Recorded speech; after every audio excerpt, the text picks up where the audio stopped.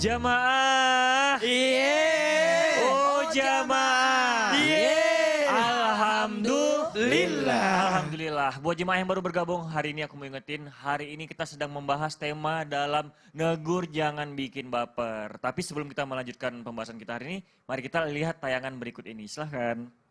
Allah ya Allah, jamaah ini pelajaran banget buat kita. Agar apa? Agar kita menahan emosi di luar, dimanapun, di tempat kerja, di rumah. Bahkan di rumah harus banget.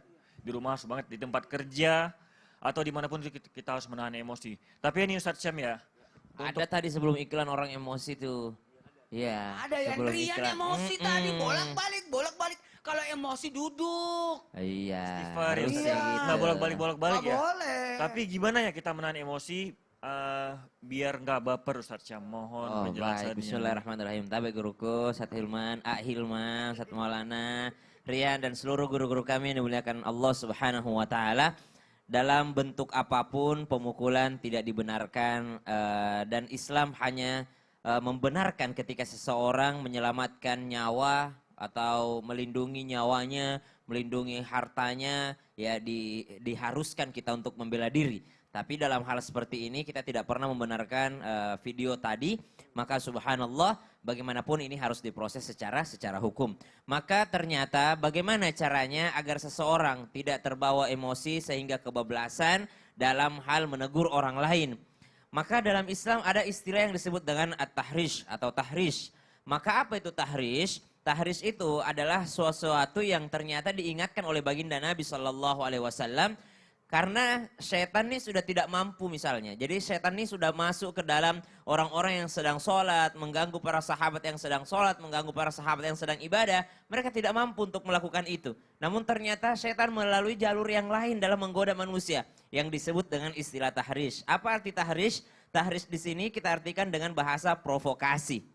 Yakni memprovokasi orang lain sehingga terjadilah celaan, terjadilah pertengkaran, terjadilah emosi, terjadi pecah belah antara sesama orang yang beriman, terjadi pecah belah antara sesama muslim dengan alasan beda fikih, beda madhab. Hanya dengan alasan beda madhab akhirnya berantem. Akhirnya saling mencela satu sama yang lain. Padahal sama-sama sholat menghadap Ka'bah. Sama-sama sholat menghadap kiblat, sama-sama kitabnya Al-Quran, sama-sama yang diikuti oleh baginda Nabi SAW. Namun ternyata terjadi celaan, terjadi pertengkaran, bahkan terjadi pemukulan. Disebabkan karena apa? Disebabkan karena setan masuk di antaranya. Na'udzubillahi min dzalik, maka disebutlah istilah tahrish. Sesungguhnya syaitan telah putus asa membuat orang-orang yang sholat menyembahnya di Jazirah Arab. Jadi pada saat itu sahabat sudah kuat imannya. Namun syaitan masih bisa melakukan tahrish di antara mereka. Hadis riwayat Muslim. Maka subhanallah kalau ditanyakan bagaimana caranya agar seseorang bisa untuk meredam emosinya. Dalam Al-Quran disebutkan bahwasanya وَالْكَاظِمِينَ الْغَيْظَ وَالْعَافِينَ عَنِ النَّاسِ Wallahu yuhibbul muhsinin. Allah Subhanahu wa taala menyebutkan ciri orang yang bertakwa salah satunya adalah mampu untuk menahan amarah. Maka kalau dikatakan bagaimana cara seseorang bisa menahan emosi? Satu, tingkatkan ketakwaan. Karena orang bertakwa itu cirinya mampu untuk menahan amarah. Kalau orang sudah meningkatkan ketakwaan, salah satu cara meningkatkan ketakwaan apa Ustaz? Sholatnya di awal waktu, kemudian puasanya, subhanallah. Nah itu adalah orang-orang yang meningkatkan ketakwaan. Berinfak, bersedekah, mau idul kurban, berusaha untuk berkurban. Ya, jangan sampai selalu merasa diri orang yang menerima daging, ya berusaha untuk orang yang memberi daging pada hari raya idul kurban, meningkatkan ketakwaan. Yang kedua, tips ala Nabi SAW, jika engkau marah dalam keadaan berdiri, maka duduklah. Kalau dalam keadaan duduk, maka berbaringlah. Kalau dalam keadaan berbaring masih juga dalam keadaan emosi, maka berangkatlah berwudu, kemudian melaksanakan sholat 2 rakaat. Kalau di video tadi terbalik, dia sementara duduk, ya bawahannya datang bawa laporan.